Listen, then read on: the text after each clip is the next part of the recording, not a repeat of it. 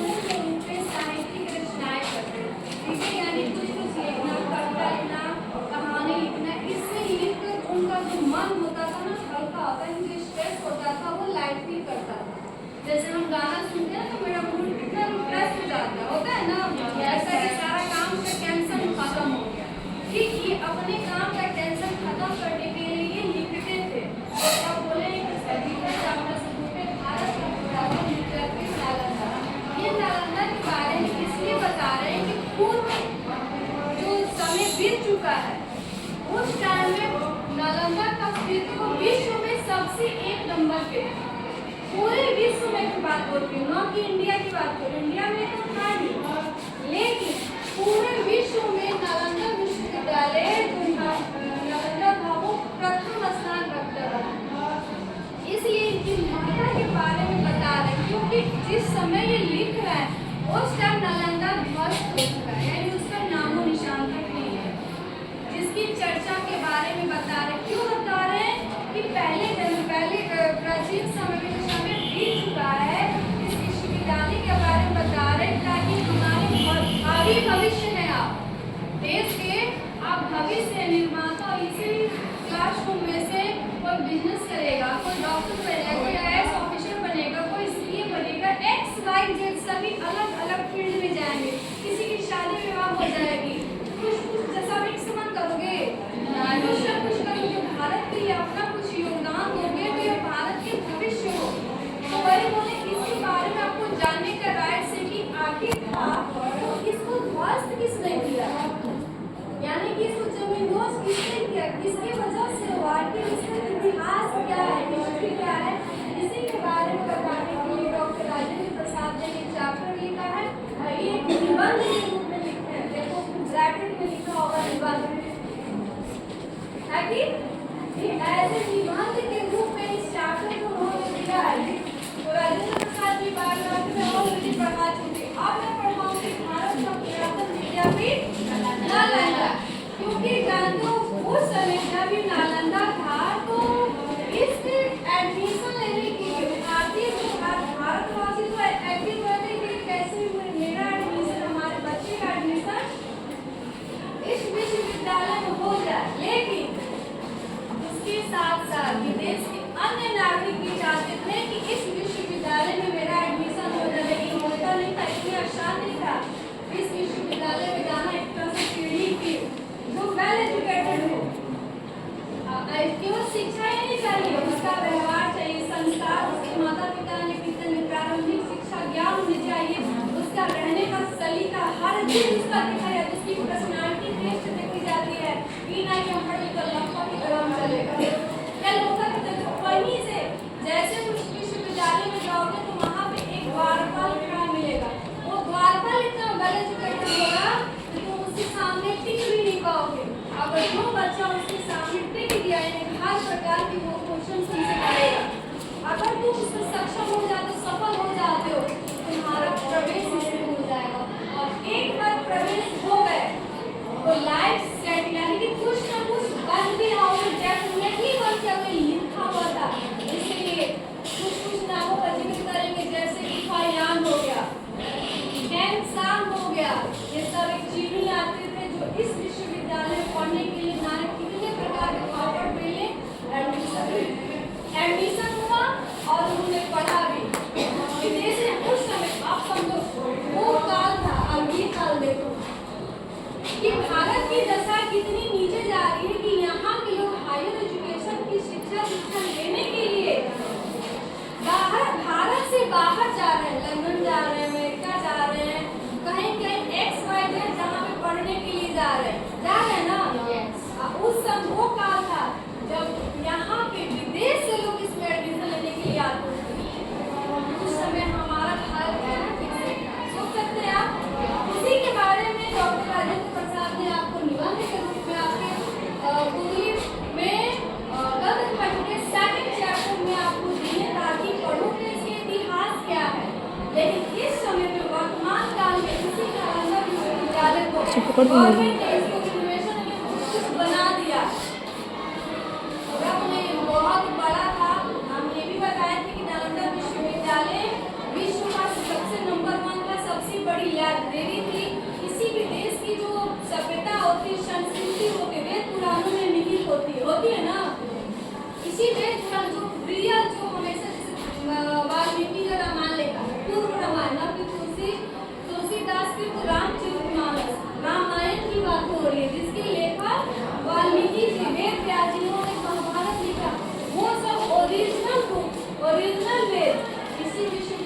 के लाइब्रेरी में रखे गए।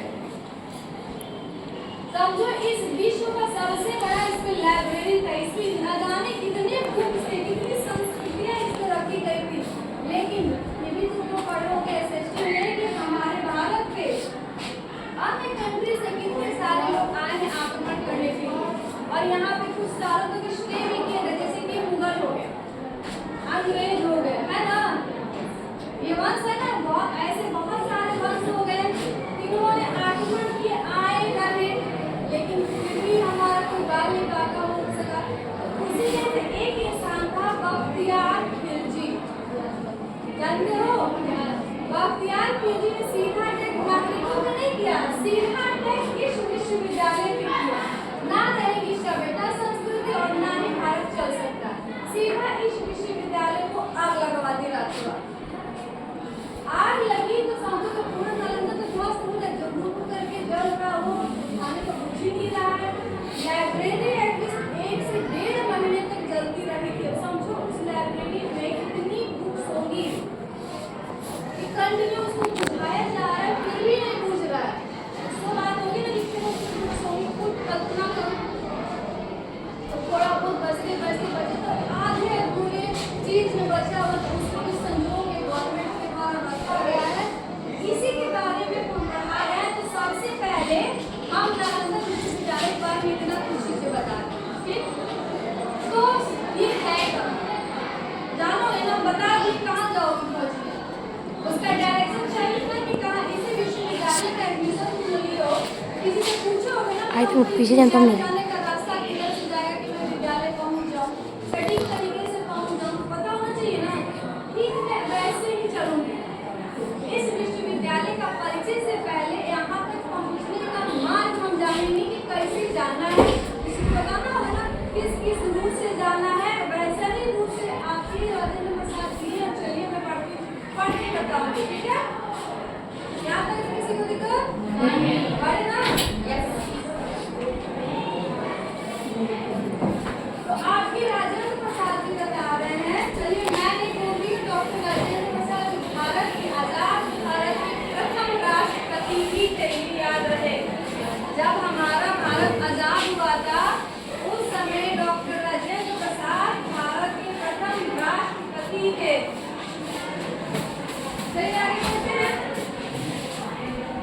नालंदा हमारे इतिहास में अत्यंत आकर्षक नाम है। बाकी विश्व में जो सब प्रथम स्थान रखता है तो आकर्षक नाम होगा ही, जिन्हीं में ये अब देखो कैसे नाम है, इसके इर्द गिर्द किया, एक चीज को बारीकी से राजेंद्र प्रसाद ने इस चीज को उठाया है। कोई भी चीज तुम यहाँ रहते हुए भी नालंदा का तार्किक दर्शन कर सकते हो अगर बढ़िया से दिमाग अगर ध्यान दिए तो, जिसके चारों ओर न केवल भारतीय ज्ञान साधना के सुकृत पुष्प खिले हैं यानी फूल खिले हैं, अपितु किसी समय एशिया महाद्वीप के विस्तृत भूभाग में विज्ञान संबंधी सूत्र भी इसके साथ जुड़े हुए थे।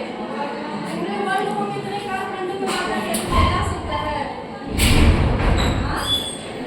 पूरे विश्व को कितने भागों में बांटा गया? हाँ?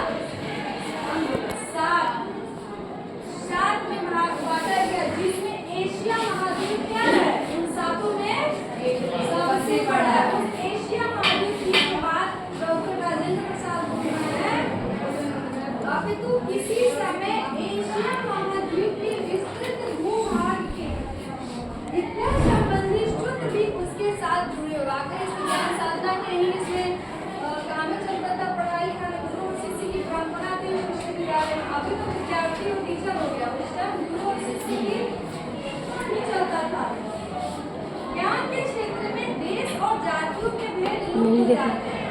अभी टाइम देख रहे हो कि हर जाति आ जाती, तुमसे पूछी भी जाती तुम किस बैकग्राउंड से आती हो।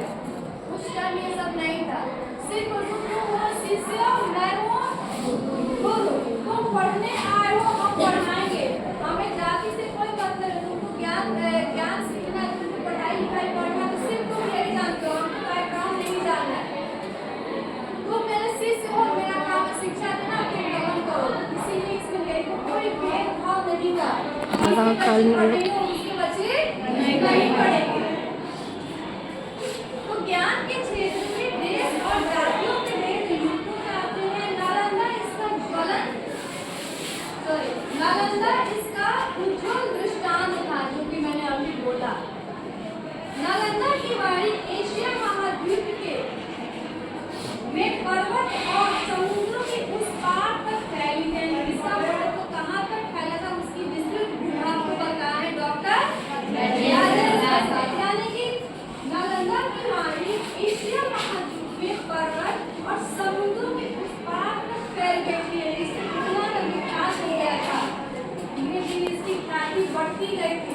जितनी बढ़ेगी उतने वहाँ के लोग आतुर में इसको पढ़ने के लिए होंगे ना। जैसे अभी फिलहाल के टाइम में भी जो कि बनारस ठीक वैसे ही, जैसे एक बार किसी बच्चे का उसमें एडमिशन हो गया, एडमिशन लेना भी टॉप एंट्रेंस एग्जाम में, उसमें 5 क्लास से लेकर हायर एजुकेशन तक उसको शिक्षा दीक्षा दी जाती है हर फैकल्टी की। बशर्ते जो बच्चा एक बार उस एंट्रेंस एग्जाम को सफलतापूर्वक निकाल लिया, उसको मानो हमको जहाँ तक मुझे 100 से 150 रुपया मंथली उसका लगेगा। और वो खाना पीना रहना हर चीज गवर्नमेंट करेगा, लेकिन बशर्ते एंट्रेंस एग्जाम तो निकालो, भाई तो टफ काम है। तो आगे बढ़ते हैं। लगभग 600 वर्षों तक नालंदा एशिया का चैतन्य केंद्र बना रहा है। यानी देखो 600 वर्षों तक विश्व में प्रथम स्थान लाना बहुत बड़ी बात है। 600 वर्ष, 100 वर्ष की एक सदी होती है, एक सदी, यानी 6 सदी तक अपना स्थान जगमगाया नहीं है। समझ कितना विस्तृत भूभाग में फैला हुआ तो वर्ल्ड में ना किसी आगे या फिर कोई दिक्कत आगे बढ़े ना। मगध की प्राचीन राजधानी, एक क्वेश्चन, मगध किसे कहते हैं?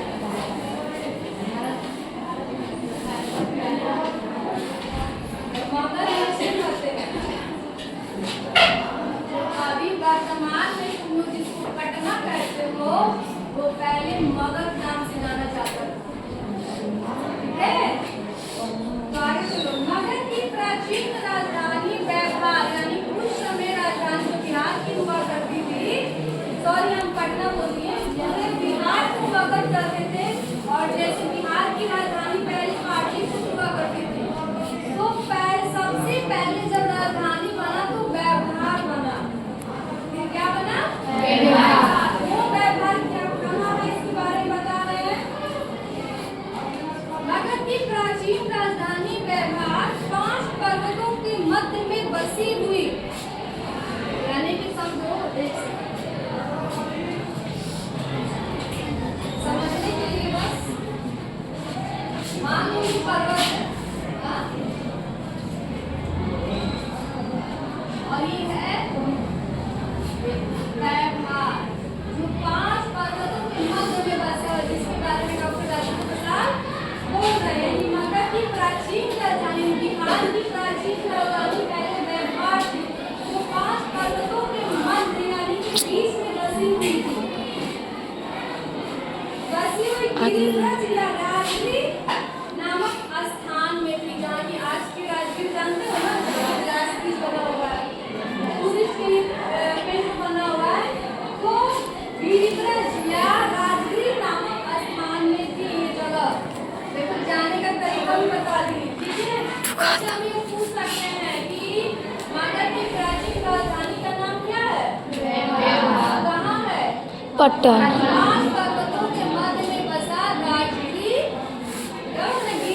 या राजगिरी, दोनों का नाम, या गिरिब्रज बोलो या राजगिरी बोलो, दोनों का नाम एक ही है, जो यहाँ बचा हुआ है। आगे बढ़े। वर्तमान नालंदा, जो नालंदा की बात अभी बोल रहे हैं, वर्तमान नालंदा उसी राजगिरी के तख्त कुंडों से 7 मील उत्तर की ओर, यानी कैसे वहाँ से जो राजगिरी है, जो राजगिरी नामक जगह में नाम देखो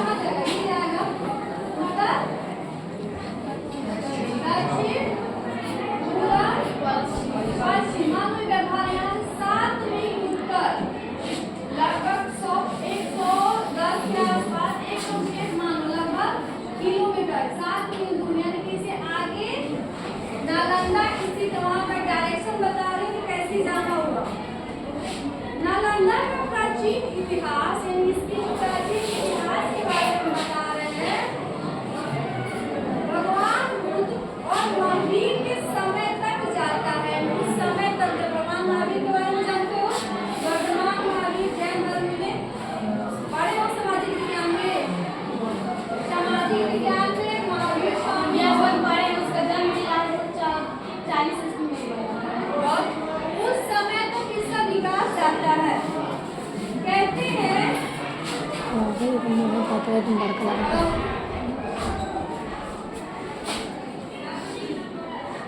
गिरिव्रज का अन्य एक नाम बताओ।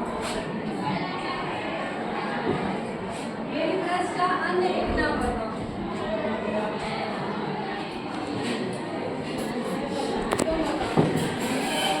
तुम लोग यार क्या कर रहे, बटरफ्लाई कर रहे हो? राजेंद्र प्रसाद कितने वर्षों तक अपने स्थान को बनाए रखा है?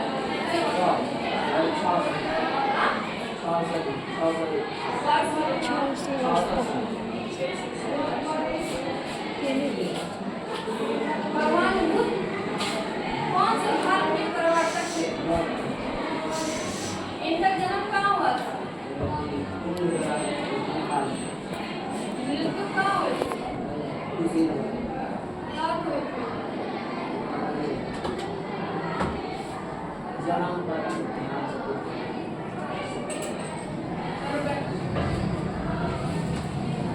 अगर जब तुमसे बात करो तो ठीक है, क्या नहीं बता? हाँ?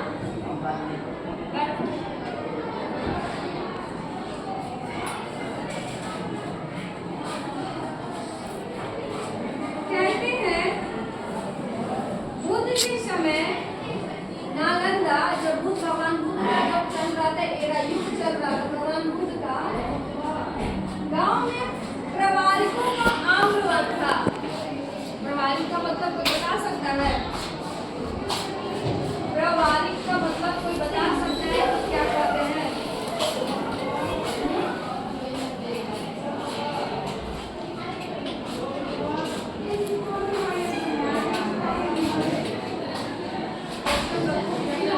एक प्रकार का औधा तली।